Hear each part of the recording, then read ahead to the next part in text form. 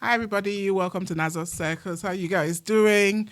I hope you are fine. We are in the UK and it's freezing, so my guest and I are having a hot drink. It's just too cold, so bear with us if you hear us slopping over our drinks. Guys, today I'm talking about a very serious topic. But we're going to keep it light, but it is a serious topic. And as you guys know, Nazar Cycles, I try and talk about issues that affect our community, that I think that we need to raise awareness about. Today, we are talking about sickle cell anemia. I pronounced it correctly, right? Yeah. Yes. And so my guest is a lovely young lady. I'll let her introduce herself. She has sickle cell. So we just want to talk to her about her life and how she's kicking it in the ass, right? I think I can put it that way. Okay, so you introduce yourself, say your name, your age, however much or however little you want to say, and then we can kick off. Hello everyone, my name is Ruth. I just turned 22, like at the end of last year, and I am a sickle cell survivor. Yeah, sickle cell survivor. It's still here, but I'm still surviving it. I'm still dealing with it every day. But I am a sickle cell survivor. I just graduated from uni. I studied biomedical sciences, and about me, I don't know. I've always grown up in the UK. So where are you from originally? You're Nigerian originally, or both parents? Yeah, both parents. Okay. Nigerian. I also have a bit of my family from Seychelles. Okay. Yeah, but on my mum's side, but mainly just Nigerian. We just focus on Nigerian part. Okay. Yeah. Okay. So Ruth, you're 20. What's your surname? I don't know your surname. It's Ogunbunmi. Ogunbunmi. So Ruth Ogunbunmi. Guys, so this is Ruth. This is, she's 22. She's my daughter's friend, if you guys are wondering. Ruth, do you know you're my second youngest guest? My daughter is my first youngest. Oh, really? So you're the second youngest guest. She just turned 22, finished uni, biomedical sciences. Yeah. Was there a reason why you studied that? Was it anything to do with anything? Yeah, it was. Okay. So originally, I wanted to do medicine. Okay. Yeah, I wanted to be a pediatric doctor. Okay. So that's a child's doctor. And I also wanted to end up specialising later on down in my career, because medicine is a long career. I wanted to move on to do research for sickle cell. That was kind of like my plan ever since I was really young as well. And I didn't end up getting into med school, and it was just so sad. I remember that day, I was just so upset. But I found biomed, and through then I was just like, I can kind of make... You're still in that be field. on track, Okay. In that field. Okay, that's interesting. Okay. And so you Nigerian, you also have relatives from the Seychelles, you said. And you were born and raised in the UK. You've been here all your life, all right? my life, okay, all your life. Okay. So we have guys, Ruth is very soft spoken, so I said to her, if she sees me giving her eyes, she must raise her voice. Yeah. Because you guys know my voice projects.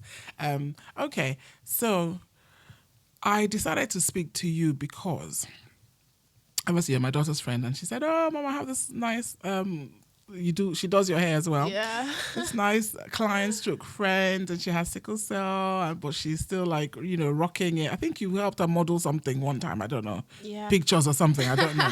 I don't get into all that. But yes, I was like, it'd be interesting to talk to somebody who has sickle cell, who is your age. Yeah. And sickle cell is just one of those issues that, obviously you were born and raised here, so you may not be very aware, but Nigerians in general, they don't like to talk about it.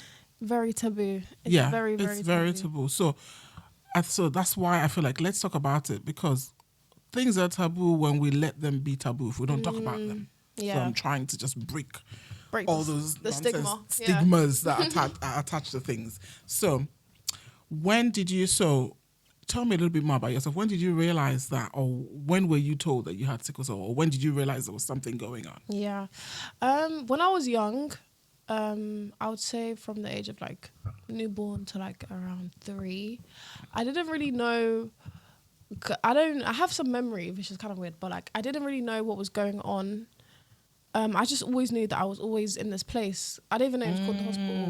I didn't even know it was called the hospital. I just knew that I was always in and out of this place. That wasn't home. That wasn't home. I'd have my bed and my dad would sleep with me on the guest bed, or my mum would sleep with me, or my parents would leave throughout the day, or I didn't really know what was going on. So I just thought it was just not even fun.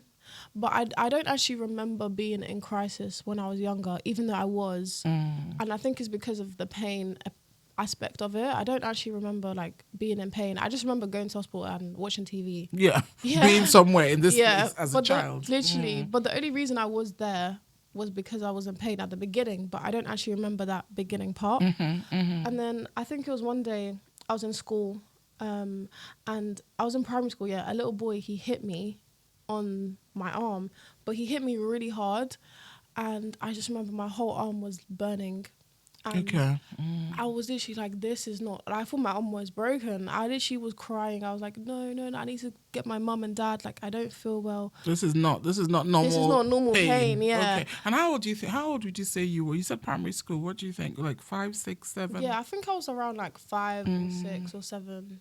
So the pain around was that age, 5, 6. The pain was excruciating from what you're saying. It was unbearable. It was unbearable. Okay. And I was so confused. I remember asking like, what did he do? Like, I was so like confused as to, I thought my mum was gonna fall off, honestly. Especially at that age, I didn't really know what was going on. And I remember I was crying so much. Like the office staff, they were trying to help me and put an ice pack, and the ice pack even made it worse because it's cold, and they didn't really know. And it was just making me feel worse. So I think I couldn't stop crying. So they called my dad in at the time, and my dad came in, and when I explained everything to him, he took me straight to the hospital. And I think that's like my first memory of me being sick at a young age. Like I think it was probably even younger than that, because I was in primary school, and like I was quite like, not reception maybe. I think it was like around that age. So we're thinking maybe 5, 4, 5. 4, 5. Okay. Around there. So you went to hospital that time. Obviously you're now getting older. Yeah. And then what did you notice you were now? Did anybody actually explain to you? You know what, Ruth? At a certain age, because I don't know. Did anybody say to you at a certain age, Ruth, you have sickle cell, and this is why? Was that conversation had, and if so, when? I don't think I ever had that speech from my parents. It was definitely from my doctor. I remember my doctor as well. She was like a tall lady. She had a bob, and she moved to Australia, so I don't even know where she's gone now. But she was like my memory, my first doctor. And she was the one who sat down and explained things to me. But it even wasn't until I kind of done my own research, or I heard about it in school. I'm trying to think, I think it was secondary school. I heard about sickle cell in science class, and I was like, oh, like this is how it works. Like, I have this. I didn't actually have any speech from my family. And I do think it has to do with that whole taboo thing and not speaking, because I was always told, don't tell people when you're ill, don't tell people when you're in hospital, by my parents. And I think it's mainly because like what they have learned, and they're trying to like pass it down to me. Yeah. Okay, so let's talk about that. Yeah. So the first person that even told you anything scientific, let's call it scientific, because that's what let's use that term, was that doctor. Yeah. And what did she tell you? She just said you're going to be ill a lot, or what did she tell you? What do you remember her telling you about sickle cell? I remember her telling me that I need to look after myself. I need to keep warm. I need to eat healthy. And whenever I'm in pain, I need to take medicine. And whenever I'm in pain, I need to tell somebody, an adult. Quickly, I need to tell an adult. If I ever feel like really bad pain, I need to tell someone. And that's all I kind of remember from her. But yeah, I think from then on, I really registered when I was sick, and I could feel the differences between like normal pain and then sickle cell pain. Like, it was very clear, distinct difference. Like, what's the difference? Noticed.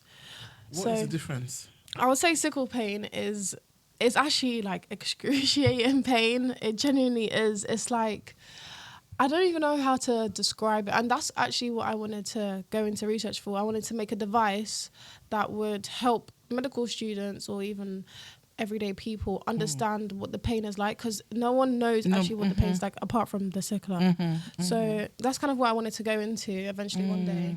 Research. So you think, so it's like pain that I'm trying to just get, because I know somebody, or I knew somebody who was a sickler. This was when we were very young. And this is back in Nigeria.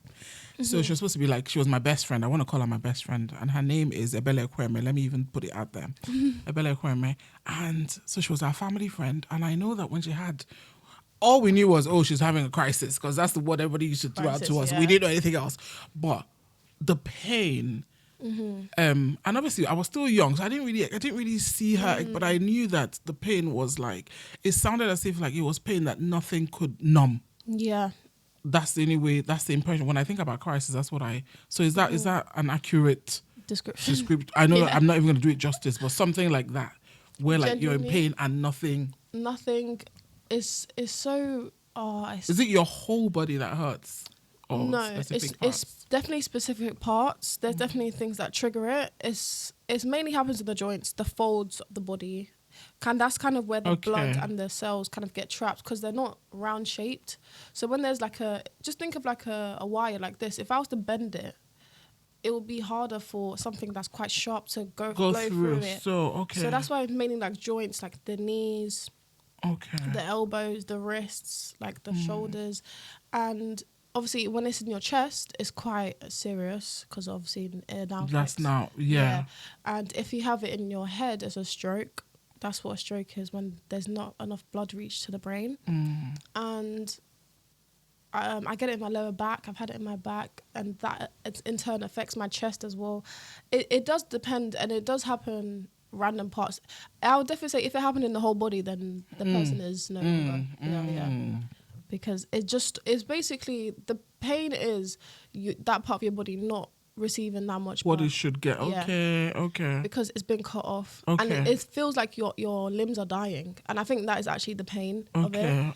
Because even I was hospitalized in beginning of December, both of my legs. Normally it might be one, or it might be one arm or one leg, but it was both of my legs. And even after I was hospitalized, I had to go into physiotherapy because I couldn't walk. It's kind of like I had to like, the pain. I had to like kind of learn how to walk again, in a sense of they had to help me reuse my muscles, because it's kind of like they were just shut off, and the pain of that is just nothing else, nothing anybody can describe. Oh wow. Ruth, you better have your hot chocolate. It's cold. Oh wow. See, this is why I like recording these things, because this podcast episodes, because just talking to people that are going through the thing itself, it just makes it, because I can read about it and I've read about it, but that's not doesn't really help. It's just textbook. So this Ebele, sadly she passed away. She was like my really good friend. She's quite young. And I think, but we used to go swimming a lot in those days. And I'm just thinking about it now. That couldn't have been good. It's not good to swim. Because we used to go swimming. Yeah. So this is... It's so dangerous. Because I'm just thinking about it now. Yeah. Someone that suffers from sickle cell, who should be warm and everything. I don't know that going swimming back home and wandering around is good. It's not good. Okay, so let's go back to this thing about, you said that your parents never gave you that speech, and this is not criticism of them at all. I can imagine, their own, what they're dealing with. Obviously, having a child. Do you have siblings? Yeah, I have two. So I have the one child, and when she has even a sore throat, it's like my baby. It's like my baby. So I can imagine, them not even being first of all, not being equipped. I don't know, to even have that conversation, because what you were saying, if they were raised back home like myself, I don't know if they were raised back home. Yeah, they were raised back home. Okay, so they're raised back home by myself. They're not going to be equipped really to have that conversation.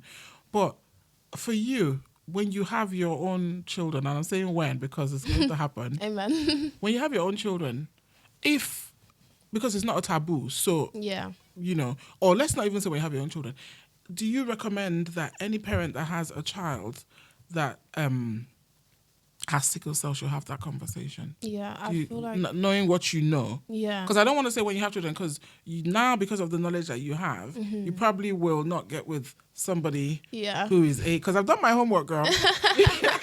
You probably will not. It won't, Jonathan, you will make sure that your make children sure. don't have sickle cell, because obviously there are now ways, as we know, Yeah. of avoiding it. So, but if you had a friend who, whose child had sickle cell, what would you say? Would you say to them? What would you say to that friend now?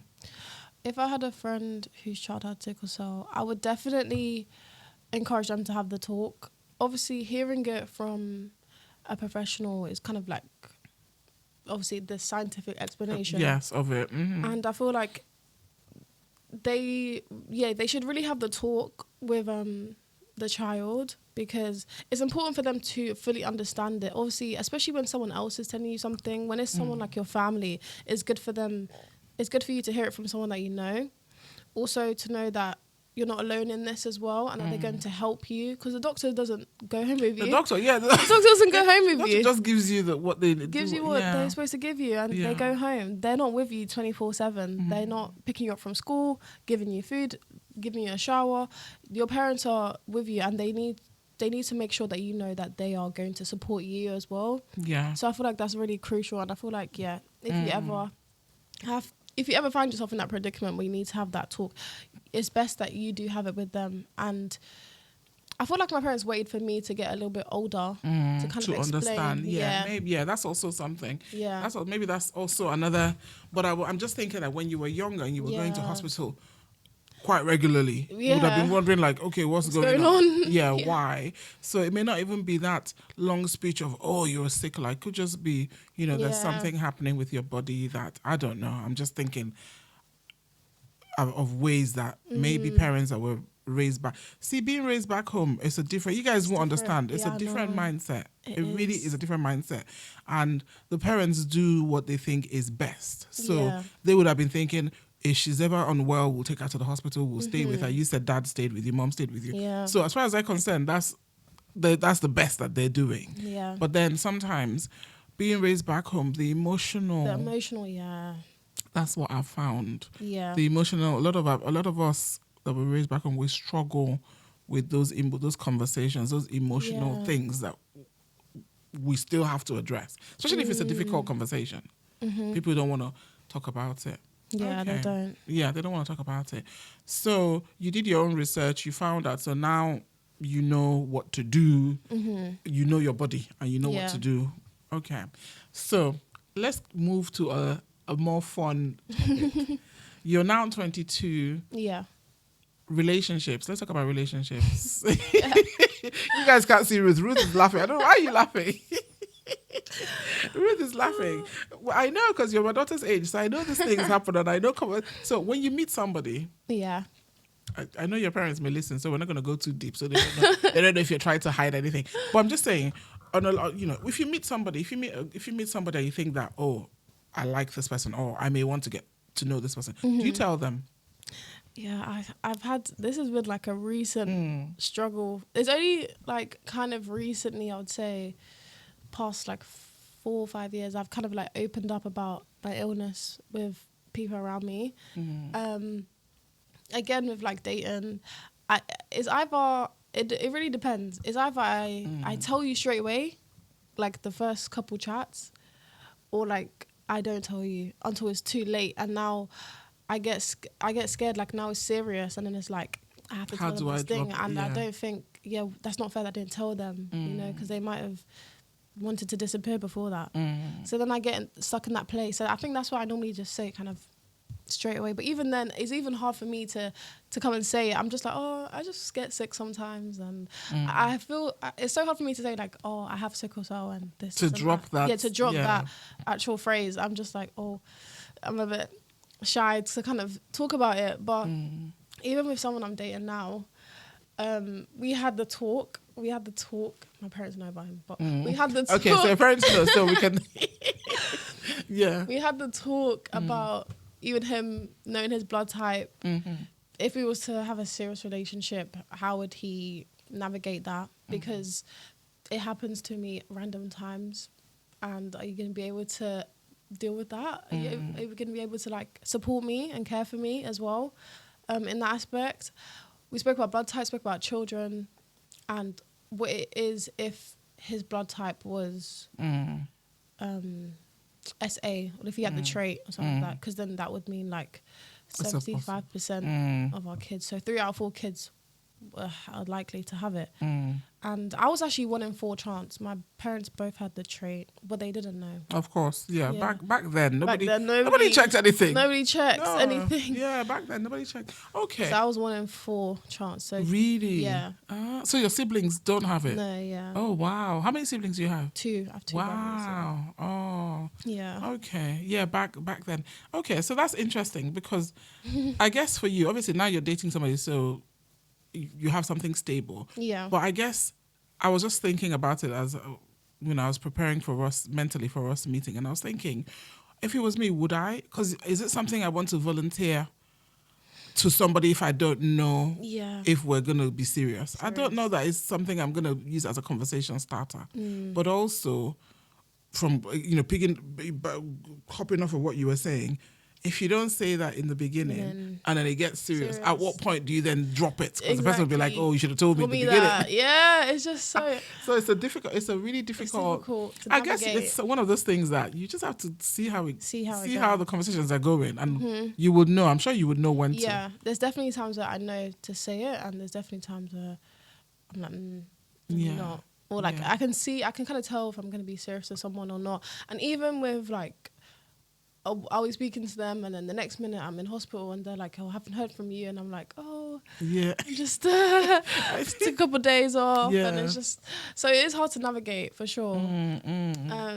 But everyone has their own, things that. And I think that, it's good that the person that you're dating now, you told him. Obviously, you have to if you're being serious, because the person has to know. Yeah, and it's up to them. It's literally up to them if they want to. Be there or not be there, but at least they can make an informed decision. Make a choice, yeah. Yeah. What I like about how things have progressed with sickle cell, because I think I saw something the other day on the news, and I saw it, but I wasn't really. I should have taken more notice.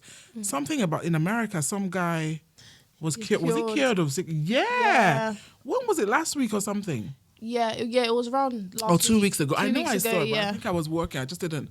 Yeah. Yeah, he was cured. It was a young boy. Yeah. He was cured of sickle cell. He underwent the procedure. I think it's like a genetic transplant procedure. Even I had a chat with we had like a workshop in my local hospital with other sickle cell people about it. Our doctors told us about it, and it's a good treatment. It does take a long time. It takes around 3 years to complete. Yeah, which is fine. Yeah, it's fine for the rest of your life. It's fine. There are a lot of side effects as well. And a big one for me was like infertility. And I was just like, oh no. Like that is a big one. But I know what you're saying. You're saying, oh no, but can't you freeze your eggs? I know we're digressing, but we have to, because see, this is what I like about medicine and being out here. I don't care what people say, but being out here, there are ways. If it's gonna cause, you're guaranteed. Okay, you're gonna live a long life, which is what we all pray. Because everyone, you think, oh, okay, someone's a sickler. Oh, anybody could go any day. So that's not even. Yeah. These days we don't even think that way. Anybody can go. You can step out and have a heart attack. Yeah. Someone that's healthy. So things like that. If it's infertility, it's fine. You freeze your eggs. Freeze 2 eggs. And do what you need to do. There are ways around it. There are ways. And I think that's why medicine, especially like even here across the pond, like it's advanced, is good. There are so many ways and so many treatments available as well. Yeah. And I think that, because you were talking about, just before we started, about a podcast. And I don't know, you were saying you were thinking about a podcast at one point. I don't know what your podcast was going to be about. But I feel that if people are more aware of things, then it's not as scary and it's not a big mystery. Like sickle cell, you just explained what it is. I didn't even know, because now you've explained it, the joints and see. So if we have these conversations, and I think someone like you're a young person going through it. Yeah. You can do a podcast about your journey, you know. I know me. I know. I know. Do you I see what I'm saying? I need to be more open. You have to be more open because, like, you have it. You have to be more open, and you know people can get with it or don't get with it. Yeah, this is true. This is you. It's true. And the people that love you, yeah, regardless. So, yeah. Okay. So, what does the future look like for you? The future. In terms of relationships, so you want to get married, hopefully. Have your own children and just continue to stay healthy. I wanna do more research. I want to go into research as well. I want to work on my passions. I still want to keep modeling. That's something I want to do. Yeah, you model. Yeah. Now, because I was thinking, I know Otto told me she modeled or she did something for her. So let's talk about girl. Let's talk about modeling. Yeah. So how did you get into modeling? Do you do it? No, that's fine. How did you get into modeling? So I actually started modeling when I was 16. Ruth, you're so humble. Why didn't you even tell me this thing? When I was saying, because I know Otto said, Mom, I think that's how Otto met you, right? Yeah. Because she came back and she was like, oh, Mom, blah, blah, blah. And this girl, Mom, you wouldn't even believe, do you know she has sickle cell? I was like, what? So what? Girl, you're too humble. So tell me, let's go back. You can tell I like to gist. Tell me, how did you get into this modeling? I love a good gist. So I first started modeling when I was 16. I think that's when that's nothing about people with sickle cell. We're not necessarily meant to be tall. And I am just so tall. Like, I'm so tall. Yeah. And I don't know. So how did you get into it? So when I was 16, I'd done some projects for like some people that I knew. But then when I think I was 18 or just before I turned 18, I got approached in the street. Really? Yeah. So I was just walking around in London. Yeah. Really? I was just scouted in the street. I was with my friends. We went out to Oxford Street and this lady came up to me and she was like, how do you model? And I was just like, me? No. And then she gave me her card. And then I called her, emailed her. Then literally the next week I signed my contract. Are you serious? Yeah. So look, wait. So you are like a professional model. This is not like... Yeah, I know.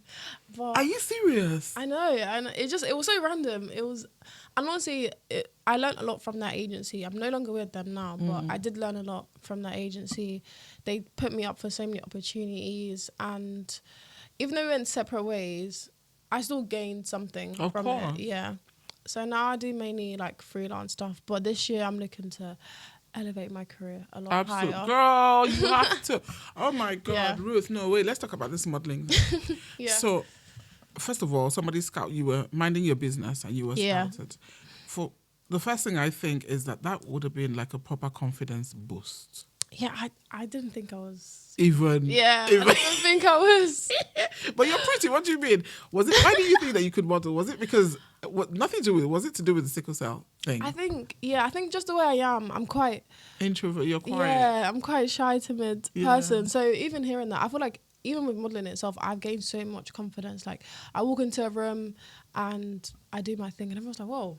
And before I wasn't like that. I literally wasn't. I feel like it gave me that as well. Yeah, I'm quite shy and timid. So like I was very like, oh, I didn't think it could be me. And also, obviously, we all say this and we look back on younger photos of ourselves. But me when I was younger, I don't know who let me touch a makeup brush. My makeup was absolutely terrible. Like, I don't even know why she picked me that day. Modeling is like so terrible. Because you don't know what the thing is. The things that we see are not the things that they see. They probably she saw potential and saw, this is a tall, beautiful black queen. Yeah. Do you understand? She can. So your mom supported you with your modeling career because you're. I'm looking at guys. You can't see. This is why.